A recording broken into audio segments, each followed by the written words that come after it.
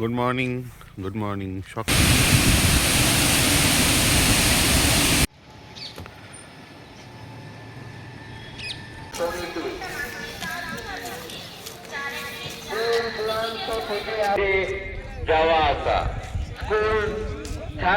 গুড় তৈরি করা হচ্ছে এখানে, নতুন গুড় বা নলেন গুড়। অরুণ দিদি, আচ্ছা, সে বলছে তো একদম ঠিকই করে আমি তোমাকে 20-25 জন দেবো, তুমি আমাদের শিলং নিয়ে চলো। মানে গার্ড দেওয়ার নেই।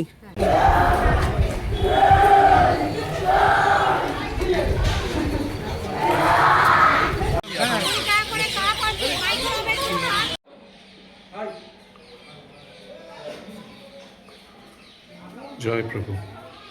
স্পিচলেস, বলার কোনো ভাষা নেই, অসাধারণ। কোথায় কামান দাগে? এখানটায়?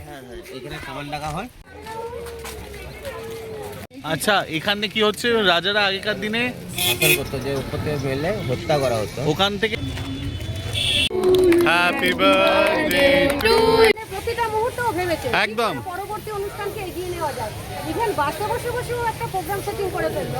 এই কেক নিয়ে কে পালাচ্ছে? কেক নিয়ে পালাচ্ছে কে? এ বাবা,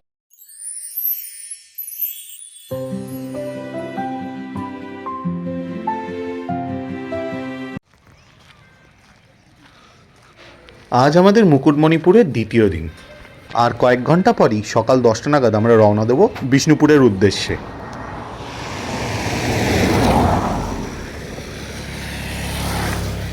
এখন ঘড়িতে সময় সকাল 6:30। বেরিয়ে পড়েছি ভোরের প্রকৃতির সৌন্দর্য উপভোগ করতে। হেঁটে চলেছি এখন মুকুটমণিপুর ড্যামের দিকে।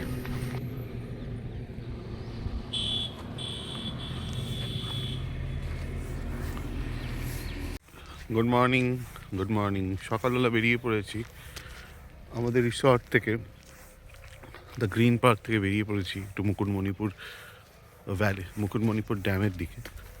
রাস্তায় আছি, সামান্যই রাস্তা, 1.5 কিলোমিটার। কিছুক্ষণেই পৌঁছে যাবো। একটা আলাদা অনুভূতি, সকালবেলা ঘরে বসে না থেকে ঘুরতে এসে বেরিয়ে পড়া, এর মধ্যে একটা আশ্চর্য কি বলবো, ভালো লাগা কাজ করে। ঘুরতে গেলে মনে হয় যে ওই সময়টুকু যেটা বসে থাকি, অন্য কোনোভাবে যদি একটু ইউটিলাইজ করা যায়, এটা আমাদের ভবিষ্যতের জন্য কোনো পাথেয় হয়ে থাকতে পারে। জানি না, এই রাস্তায় হঠাৎ কিছু হয়ে গেল বা হঠাৎ কিছু দেখে নিতে পারলাম যা হয়তো আমি এমনি সাধারণভাবে নাও দেখতে পারি। তাই এই জিনিসটাকে আমি মিস করতে চাই না। সে ছোট বড় যে কোনো জায়গাতেই আমি এটাকে কভার করে নেওয়ার চেষ্টা করি। এখানে এই প্ল্যাকার্ডটা দেওয়া আছে, বন্যেরা বনে সুন্দর, শিশুরা মাতৃ করে। সরু প্যাসেজ চলে গেছে অন্য রাস্তার দিকে। খুব সুন্দর রাস্তাটা, অসাধারণ ভিউ, অসাধারণ। এখানে মুকুটমণিপুর মেলার ব্যবস্থা হয়েছে, গতকালও আমরা দেখলাম। সেই গেট এবার আমরা পেরিয়ে মুকুটমণিপুর ড্যামের দিকে যাব। কংসাবতী ড্যামের গেটটা সামনেই আছে, একে ক্রস করলেই সেই বৌদ্ধ ড্যামের দেখা পাওয়া যাবে। Welcome to Kangsabati dam.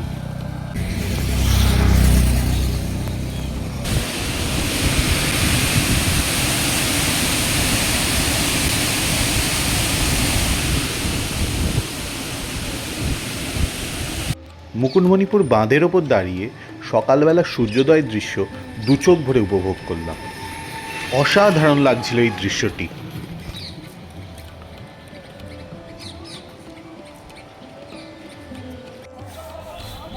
Hilltop পাহাড়, আদিম যুগের গুহা, সেলফি পয়েন্ট, রক গেট, এটা একটা সাইড। আর একটা সাইড হচ্ছে পরশাতের মন্দির, পরশাতের কালী মন্দির, দুটো নদীর মোহনা, কবুলদ্বীপ, গ্রহ পাহাড়।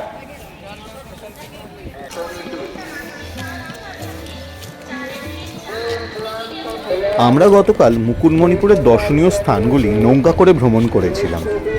তবে কেউ চাইলে নদীপথের বদলে স্থলপথেও টোটো করে মুকুটমণিপুরের সমস্ত দর্শনীয় স্থানগুলি ভ্রমণ করতে পারে। তবে কেউ যদি ডিয়ার পার্ক যেতে চায়, সেক্ষেত্রে তাকে অবশ্যই নদী পারাপার করতেই হবে। টোটো করে দর্শনীয় স্থানগুলি ভ্রমণ করার জন্য 5 জনের জন্য 500 টাকা করে পড়বে, মানে জনপ্রতি 100 টাকা করে। তবে কেউ যদি তার সঙ্গে ডিয়ার পার্ক যোগ করতে চায় তবে তার জন্য ডিয়ার পার্কের জন্য অ্যাডিশনাল 100 টাকা করে দিতে হবে। মানে সেক্ষেত্রে জনপ্রতি আপনি 200 টাকা করে পার হেড আপনি বিয়ার করবেন।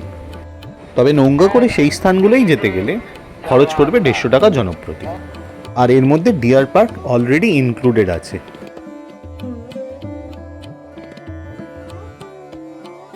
টিকিটে যাওয়া আসা, স্কুল ছাত্র বিশেষ ছাড় দেওয়া হয়।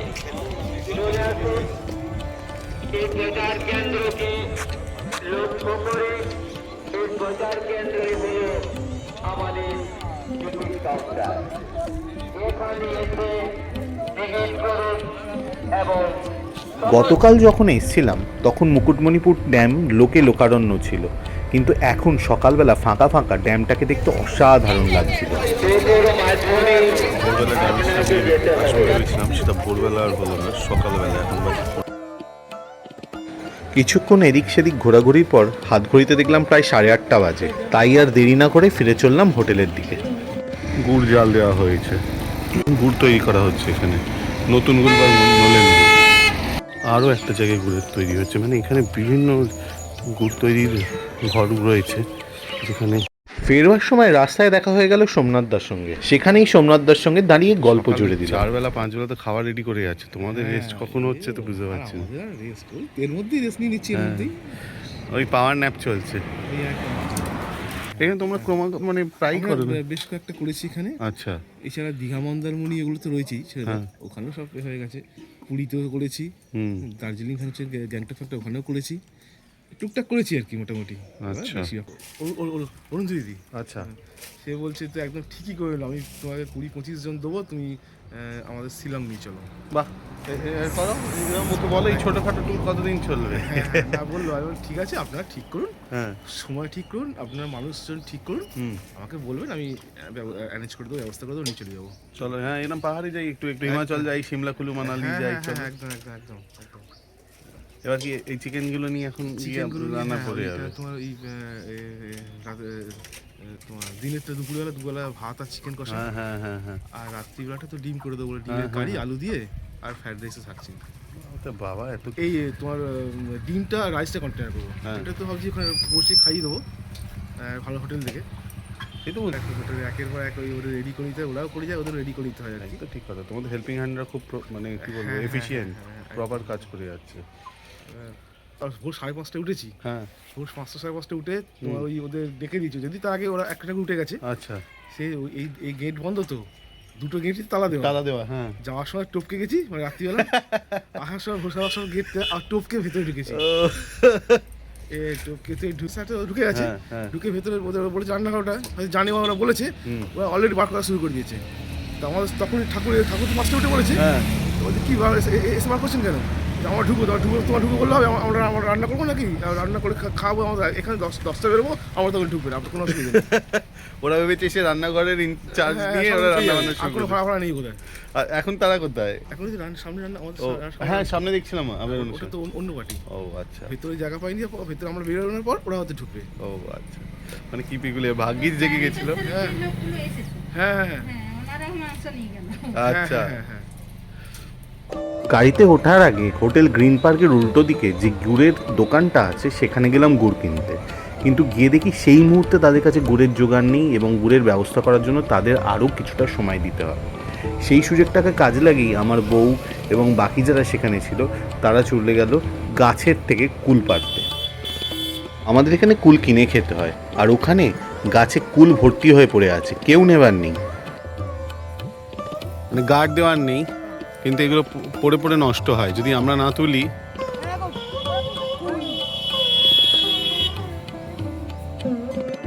সকাল 10টা বেজে গেছিল। আমাদের আগেই বলা হয়েছিল যে সকাল 10টার সময় বাস ছাড়বে বিষ্ণুপুরের উদ্দেশ্যে। ইতিমধ্যে আমরা ব্রেকফাস্টও কমপ্লিট করে নিয়েছিলাম। ভাইটুদা আর সোমনাথদার ক্যাটারার ইতিমধ্যেই আমাদের সকালের ব্রেকফাস্টের জন্য নানপুরি, তরকারি এবং মিষ্টির ব্যবস্থা করেছিল। আমরা সবাই খেয়ে দিয়ে নিয়ে বেরোনোর জন্য রেডি, কিন্তু তার আগে যতক্ষণ রাতের ডিনার গাড়িতে লোড করা হচ্ছিল ততক্ষণে আমরা সবাই মিলে এখানে আসার মুহূর্তগুলোকে স্মরণীয় করে রাখার জন্য কতগুলো ছবি তুলে ফেললাম। সবুজ শস্যে ঘেরা বাঁকুড়ার পথ পেরিয়ে আমাদের সফর এবার বিষ্ণুপুরের দিকে। ইতিহাস যাকে মন্দিরের শহরও বলে। শস্য শ্যামলা বাঁকুড়া থেকে পোড়ামাটির বিষ্ণুপুর, এ যেন এক রোমাঞ্চকর যাত্রা।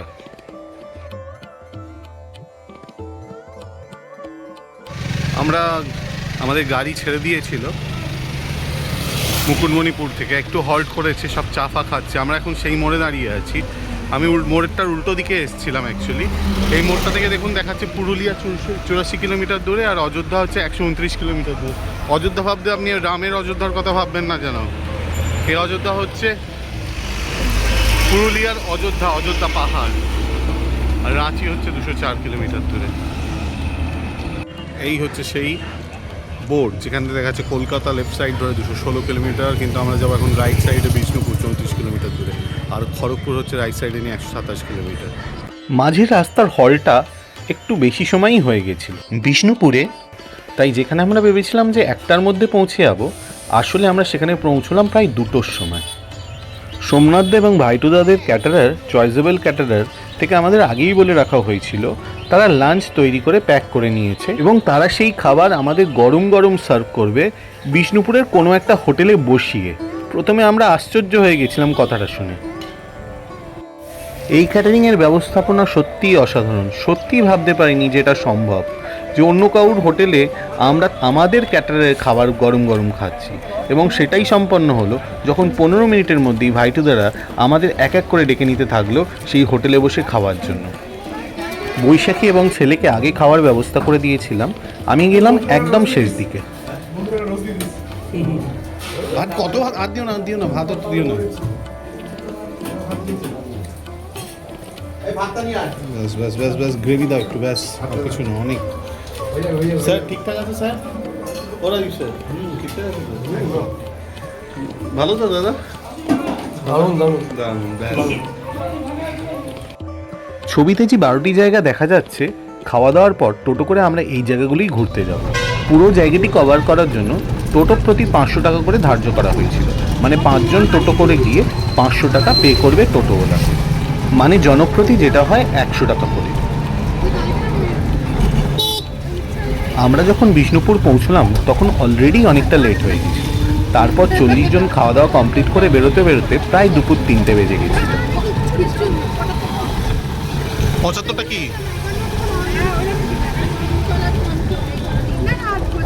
হাতে সময় কম ছিল, তাই গাড়িতে উঠেই টোটো ড্রাইভারকে বললাম যে যে জায়গাগুলো বিকেল 5টায় বন্ধ হয়ে যায় টোটো ড্রাইভার যেন সেই জায়গাগুলোকে আগে কভার করে।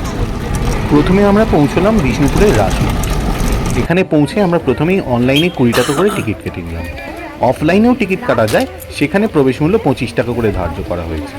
আমরা এই টিকিটটা দিয়ে বিষ্ণুপুরের যত মন্দির আছে সেই সমস্তটাই কভার করতে পারবো, যে যে জায়গায় টিকিটের প্রয়োজন আছে। কার্ডটা ঢুকিয়ে দিয়েছিল তো বাবু? এগুলো মনে করা হয়, দেখেছো? তাহলে এসে পড়বো, আগে দেখে নি। বাবান ছবি তুলে নেবো, গিয়ে পড়ে নিবি, সময় খুব কম আছে।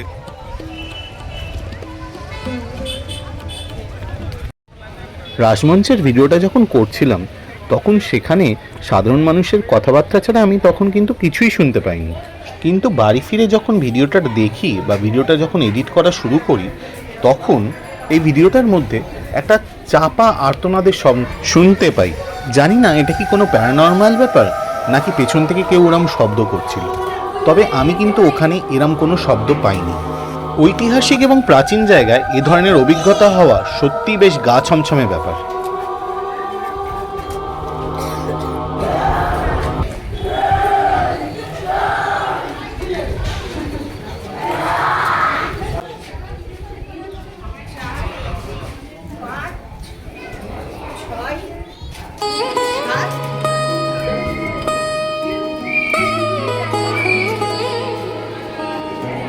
বিষ্ণুপুরের রাসমঞ্চ পশ্চিমবঙ্গের বাঁকুড়া জেলার এক অনন্য সাধারণ নিদর্শন। এটি মল্লরাজাদের স্থাপত্যশৈলীর এক অনন্য দৃষ্টান্ত। মল্লরাজা বীরহাম্বীর 1600 খ্রিস্টাব্দে এই মন্দির নির্মাণ করেন। বৈষ্ণব ধর্মাবলম্বী মল্লরাজাদের সময় বিষ্ণুপুরের প্রধান উৎসব ছিল রাস। সেই সময় রাসের সময় সমস্ত মন্দিরের রাধাকৃষ্ণের মূর্তিকে এখানে আনা হতো। যাতে সাধারণ মানুষ একসঙ্গে সমস্ত রাধাকৃষ্ণের বিগ্রহ একই সাথে দর্শন করতে পারে। রাসমঞ্চের গঠনশৈলী ভারতের অন্যান্য মন্দিরের থেকে সম্পূর্ণ আলাদা।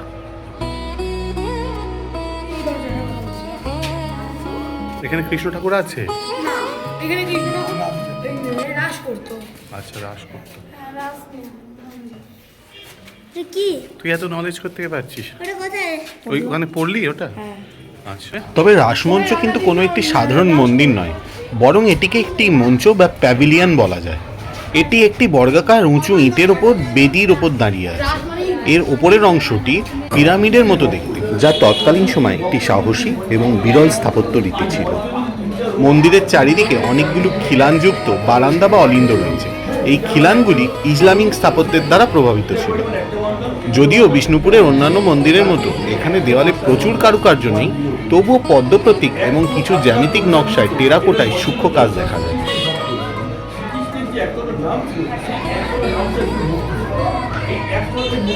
দেখ এরা কেমন লুকিয়ে আমাদের গাইডের কথা শুনছে। ছেড়ে দে রাজীবদার বন্ধু। ওখানে কি বন্ধ? রাসমঞ্চ এটা ভুল বলেছিলাম। এর মধ্যে আগে যেহেতু এইটাই একমাত্র দরজা না, তাই এর পিছনে আগে জিনিসপত্র রাখা হতো। আর এটা 1932 সাল অব্দি এখানে রাখা হতো। কি রাখা হতো? কিসের জিনিস? পূজার জিনিসপত্র। ও আচ্ছা আচ্ছা। 1958 সাল অব্দি, এই 1958 সাল অব্দি 32 সাল অব্দি রাখা হতো। 1958 সালে 1932 বা 33 সালে এখানে একটা বাদ পড়ার জন্য আর এখানে নাকি রাখা মানাই করে দিয়েছিল, যার ফলে 1958 সালে ইন্ডিয়ান গভর্নমেন্ট বলেছিল যে এটা এখানে নন-হিউম্যান টেম্পল। এই দেখো উপরে কিছু নেই, কোনো সাপোর্ট নেই। আমি বুঝতে পারিনি কেন সাপোর্ট নেই? মানে কোনো পরিবর্তন নেই, পরিবর্গা নেই। টানা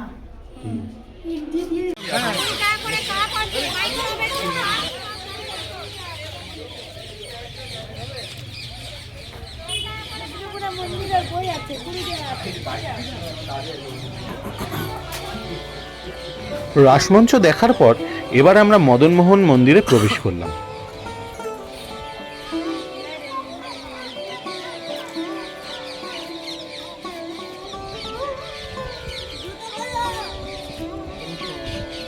বিষ্ণুপুরের মদনমোহন মন্দির মল্ল রাজবংশের অন্যতম শ্রেষ্ঠ এবং সুন্দর নিদর্শন। এটি তার সূক্ষ্ম টেরাকোটা বা পোড়ামাটির কাজের জন্য বিশ্বজুড়ে পরিচিত। মল্লরাজ দুর্জন সিংহদেব 1694 খ্রিস্টাব্দে এই মন্দিরটি নির্মাণ করেন।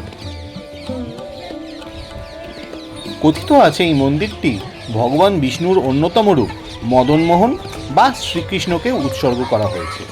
বলা হয় মল্ল রাজাদের আরাধ্য দেবতা ছিলেন এই মদনমোহন। এই মন্দিরের সামনের দেওয়ালে রামায়ণ, মহাভারত এবং পুরাণেরও বিভিন্ন কাহিনী চিত্রিত করা হয়েছে। তৎকালীন বাংলার সামাজিক জীবন, শিকারের দৃশ্য এবং শ্রীকৃষ্ণের রাসলীলার অত্যন্ত নিখুঁত কাজ এখানে দেখতে পাওয়া যায়।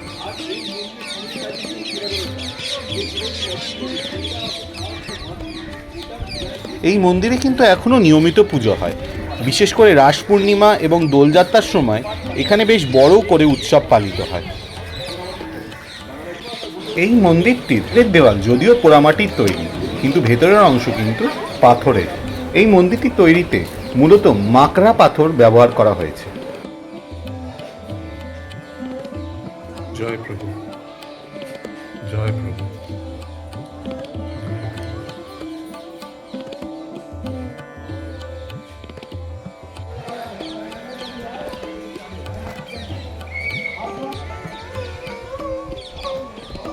অসাধারণ স্থাপত্য কলা। আগেকার দিনের মানুষের যে স্থাপত্য শৈলী, তার নিদর্শন প্রতি মুহূর্তে এখানে প্রতিটি সূক্ষ্ম সূক্ষ্ম কাজে বোঝা যাচ্ছে। কিভাবে যে ব্যাখ্যা করা যায় এর স্পিচলেস, বলার কোনো ভাষা নেই। অসাধারণ।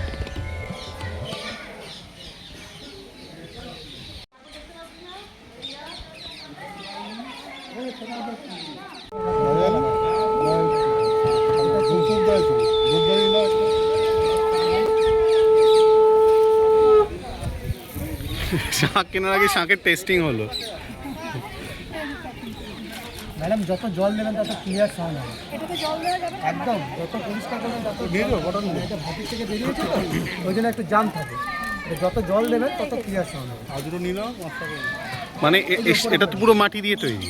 হ্যাঁ, এটা পুরো দেওয়া যাবে। এছাড়াও আপনার পোড়ামাটির শঙ্খ যিনি বানিয়েছেন এটা রাষ্ট্রপতি পুরস্কার পেয়েছেন। তো সেটাই বলছি, মানে শাঁখের বাজানোর জন্য শাঁখের প্রয়োজন, একদমই মাটি দিয়েই প্রস্তুত শাঁখ তৈরি হয়ে যাবে। ওনার বাড়ি হচ্ছে পাঁচমুড়া গ্রাম, আমাদের যেটা ক্যারাপোনা গ্রাম আছে সেই পাঁচমুড়া গ্রাম, মানে পাঁচমুড়াকে আমাদের গল্প যেটা করেছেন সেই পাঁচমুড়া গ্রাম অরিজিনালি আছে এবং তাকে বিষ্ণুপুরের ক্যারাপোনা গ্রাম বলা হয়। এই সরকারি মূর্তিটা কত? এটা 160 টাকা, 19 টাকা পোড়ামাটি। যিনি বানিয়েছেন ওনার নাম কি দাদা জানেন? নামটা আমার ঠিক মনে নেই। আচ্ছা, জাস্ট উনি পাঁচমুড়ায় বাড়ি। পাঁচমুড়ায়।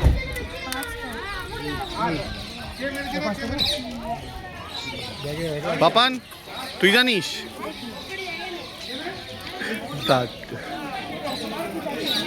কোথায় কামান দাগে? এখানটায়? হ্যাঁ, এখানে কামান ডাকা হয়। আচ্ছা, রাজাদের বংশধরকে সবকে আসতে হয়। আচ্ছা দিয়ে এই যে এখানটার থেকে মায়ের স্থান পর্যন্ত পুরো রাস্তা পুরো ফাঁকা থাকবে। আচ্ছা। ওইটা হচ্ছে গেট, পাথর গেট, বড় পাথর গেট। আর ওটা ছোট পাথর গেট ছিল।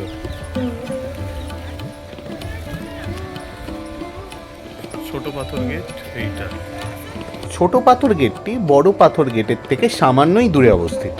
একেই দুর্গের দ্বিতীয় প্রবেশদ্বার বা ছোট তোরণ বলা হয়। বিষ্ণুপুর রাজবাড়ির মূল প্রবেশদ্বার বা বড় দুর্গদ্বার হলো এই পাথর দরজা। এটি রাজা বীর হাম্বির আমলে নির্মিত। তৎকালীন সময়ে বিষ্ণুপুরকে শত্রুর হাত থেকে রক্ষা করতে দুর্গের চারপাশে গভীর পরিখা খনন করা হয়েছিল এবং এই দরজাটি ছিল প্রবেশের প্রধান পথ। দরজাটির দুই পাশে সৈনিকদের পাহারা দেওয়ার জন্য আলাদা আলাদা কক্ষ বা পিলখানা অবস্থিত ছিল।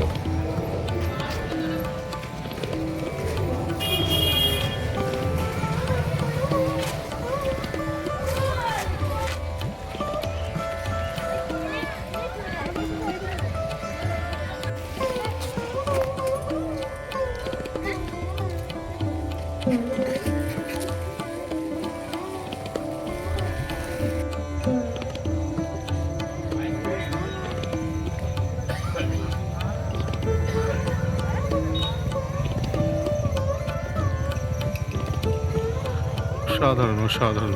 এখানে ঢোকার জন্য আলাদা কোনো টিকিট নেই, কিন্তু পার্কে ঢুকলে তার জন্য 5 টাকা করে টিকিট। দোলনা ফোলনা যদি কেউ চড়তে চায়।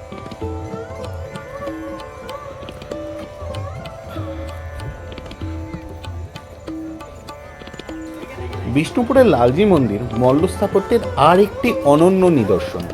এটি তার বিশালাকার গঠন এবং সুন্দর অলঙ্করণের জন্য পরিচিত। মন্দিরের ঠিক মাঝখানে একটি বড় গম্বুজ বা চূড়া অবস্থিত।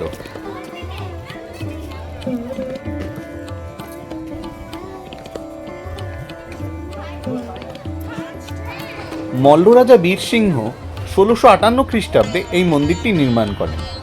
এটি রাধাকৃষ্ণের প্রতি উৎসর্গ করা হয়েছে।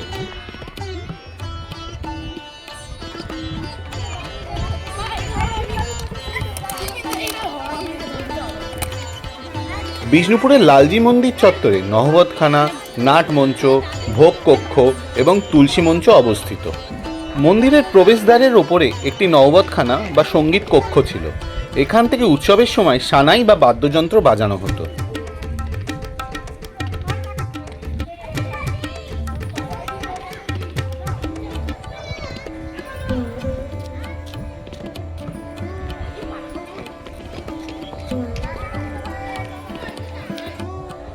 বিষ্ণুপুরের বৈষ্ণব সংস্কৃতির ইতিহাসে এই লালজি মন্দিরের গুরুত্ব অপরিসীম। যেমন জানা যায় যে মল্ল রাজারা ছিলেন পরম বৈষ্ণব এবং সেই কারণেই লালজি মন্দিরে তারা নিয়মিত পূজা অর্চনা এবং উৎসব পালন করতেন। আজও এই মন্দিরটি পর্যটক এবং গবেষকদের কাছে একটি প্রধান আকর্ষণ। আমাদের টোটো ড্রাইভার জানালেন যে লালজি মন্দিরের উল্টো দিকেই ছিল প্রাচীন রাজবাড়ি। আর সেই জন্য উল্টো দিকে মন্দির ছিল, তাই তো? আচ্ছা আচ্ছা, ঠিক আছে।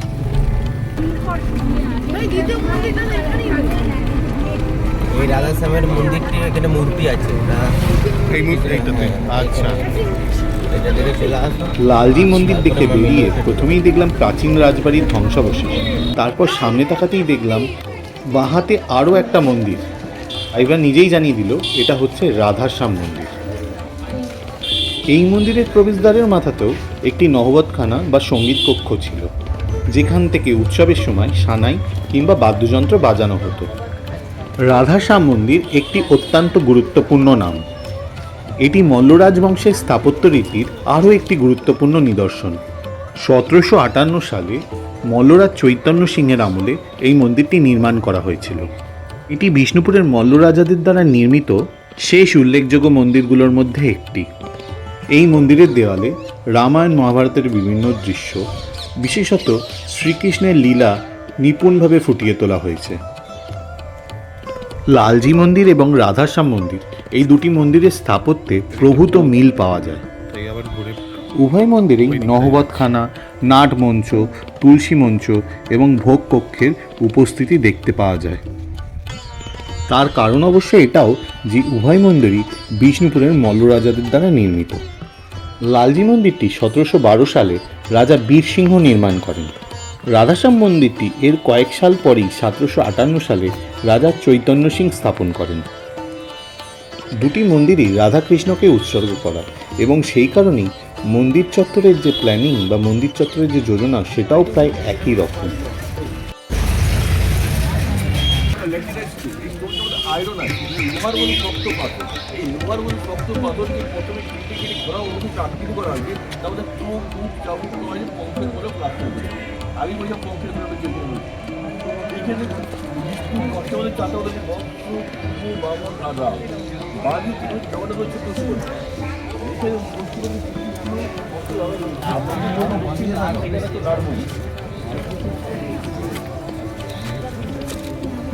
প্রাচীনকালে মল্লরাজাদের সময় এই নাটমঞ্চে ধ্রুপদী সঙ্গীত, কীর্তন এবং নৃত্য পরিবেশিত হতো। দোলযাত্রা বা রাজ উৎসবের সময় মন্দিরে যে পুজোর আরতি করা হয়, সেই সময় ভক্তরা এসে নাটমঞ্চ থেকে সরাসরি এই আরতি দেখতে পায়।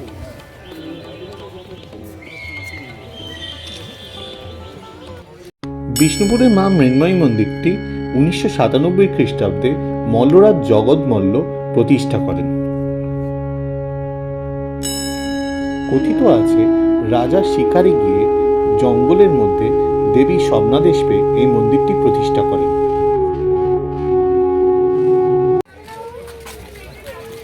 চলো আমরা যাই। সামনে জোরবাংলা মন্দির দেখা যাচ্ছে। রাসমঞ্চেতে আমরা অনলাইন যে টিকিট কেটেছিলাম সেই টিকিটটি দেখেই আমরা এই জোরবাংলা মন্দিরের ভেতরে প্রবেশ করলাম। বিষ্ণুপুরের অন্যতম শ্রেষ্ঠ স্থাপত্য হল জোরবাংলা মন্দির। এটি কেবল একটি উপাসনালয় নয়, বরং বাংলার চালা স্থাপত্য রীতি এবং টেরাকোটা শিল্পের এক অসাধারণ নিদর্শন। 1655 খ্রিস্টাব্দে মল্ল রাজবংশের 51তম রাজা রঘুনাথ সিংহ এটি নির্মাণ করেন। এই মন্দিরটি বিষ্ণুপুরের লোকেদের কাছে কেষ্টরায় মন্দির নামেও পরিচিত, যদিও বর্তমানে এখানে কোনো পুজো হয় না। বাংলা ভাষায় জোড় মানে যুগল বা জোড়া। দুটি দোচালা ঘরকে পাশাপাশি জুড়ে এই মন্দিরটি তৈরি করা হয়েছে বলে এর নাম জোড় বাংলা।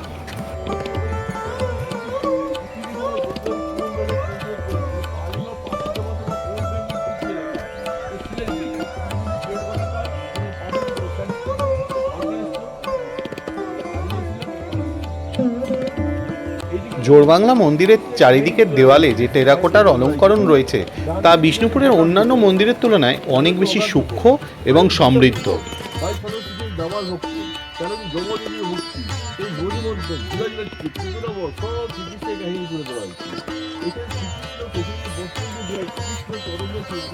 এই মন্দিরের দেওয়ালে রামায়ণ, মহাভারত এবং শ্রীকৃষ্ণের লীলা, যেমন অসুরবধ, কংসবধ, গোষ্ঠলীলা চমৎকারভাবে খোদাই করা হয়েছে। সেই সময় শিকারের দৃশ্য, নৌকায় যুদ্ধ, রাজকীয় শোভাযাত্রা এবং সাধারণ মানুষের জীবনযাত্রার চিত্রও এখানে মন্দিরের দেওয়ালে ফুটিয়ে তোলা হয়েছে।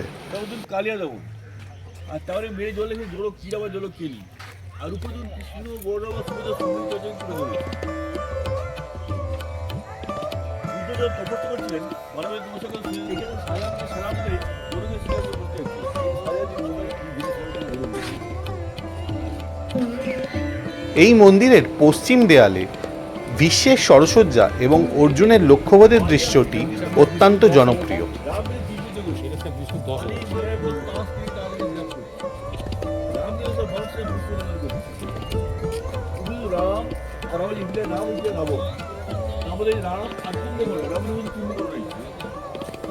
শ্যামরাই মন্দিরেও আমাদের আগের কাটা টিকিট দেখিয়ে ভেতর প্রবেশ করতে হলো।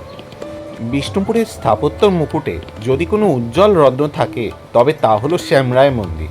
1643 খ্রিস্টাব্দে মল্লরাজ রঘুনাথ সিংহ দ্বারা নির্মিত এই মন্দিরটি তার অসাধারণ পঞ্চরত্ন শৈলী এবং দেওয়ালে টেরাকোটার সূক্ষ্ম কাজের জন্য বিশ্ববিখ্যাত।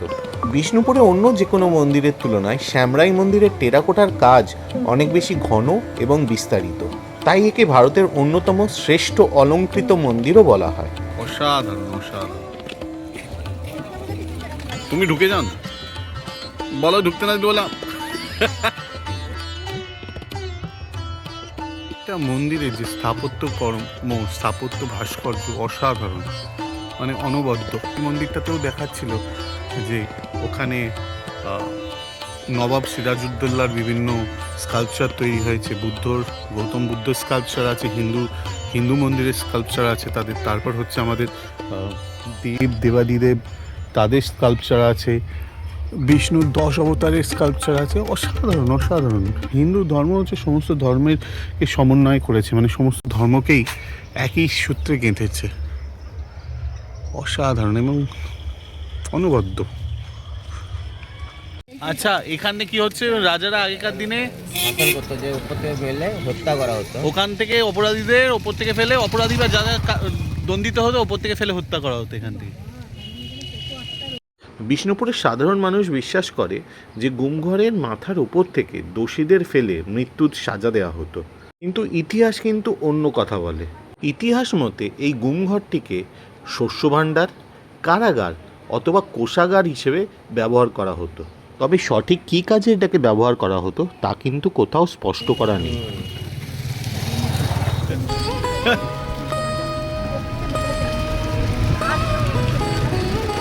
ওই জন্যই তো গুমঘর। লালবাঁধ হলো বিষ্ণুপুরের জলাশয়গুলির মধ্যে অন্যতম। 1752 সালে মল্লরাজা রঘুনাথ সিংহ এটি খনন করিয়েছিলেন, মূলত গরমকালে শহরের তাপমাত্রা নিয়ন্ত্রণ এবং পানীয় জলের অভাব মেটানোর জন্যই এই বিশাল দিঘিটি তৈরি করা হয়েছিল।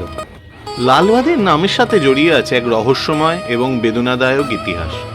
প্রচলিত লোককথা অনুযায়ী রাজা রঘুনাথ সিংহ লালবাই নামক এক সুন্দরী পারস্য নর্তকীর প্রেমে পড়েন।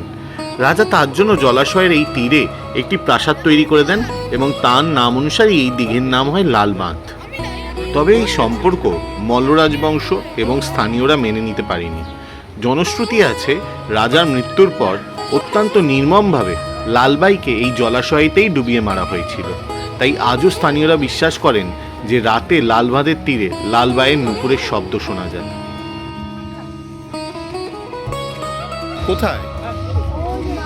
আমরা ছিন্নমস্তার মন্দিরে মাকে দর্শন করে আজকের দিনের শেষ স্পট দলমাদল কামান দেখবার জন্য এগিয়ে গেলাম। বিষ্ণুপুর ইতিহাসের এক অন্যতম গৌরবময় প্রতীক হল দলমাদল কামান, যা অনেকের কাছে ডালমাডাল নামেও পরিচিত। এটি কেবল একটি অস্ত্র নয়, এটি মল্লরাজাদের বীরত্ব এবং বিষ্ণুপুরের সুরক্ষার একটি জীবন্ত সাক্ষী। 1742 সালে মল্লরাজা গোপাল সিংহ এই বিশাল কামানটি তৈরি করেছিলেন। এই কামানের সাথে জড়িয়ে আছে এক রোমাঞ্চকর লোকগাথা। অষ্টাদশ শতাব্দীতে যখন বর্গীরা বিষ্ণুপুর আক্রমণ করেন, তখন রাজা গোপাল সিংহ প্রজাদের নিয়ে শ্রী মদনমোহন মন্দিরে প্রার্থনা করছিলেন। জনশ্রুতি আছে যে স্বয়ং মদনমোহন শ্রীকৃষ্ণ মানুষের ছদ্মবেশে সেই ডালমাডাল কামানটি দাগেন। কামানের বিকট শব্দে এবং গোলার আঘাতে বর্গী সৈন্যরা ভয় পেয়ে পালিয়ে যায়। আজও কামানের গায়ে একটি বড় খাঁজ বা দাগ দেখা যায়, যা সেই যুদ্ধের চিহ্ন বলে মনে করা হয়। বিষ্ণুপুরের মন্দির আর ইতিহাসের অলিগলি ঘোরা তো প্রায় শেষ হলো, কিন্তু সারপ্রাইজটা তখনও বাকি ছিল। আমরা যখন সব ঘোরাঘুরি শেষ করে বাসে উঠতে যাব, ঠিক তখনই জানতে পারলাম আজ আমাদের টিমেরই একজন শুভমের জন্মদিন। ব্যাস, আর দেরি না করে রাস্তার ধারেই চলল চট জলদি কেক কাটার প্রস্তুতি। পুরের ক্লান্তি নিমিষেই উধাও হয়ে গেল এই ছোট্ট একটা celebration. Happy birthday to you. Happy birthday to dear Shubham.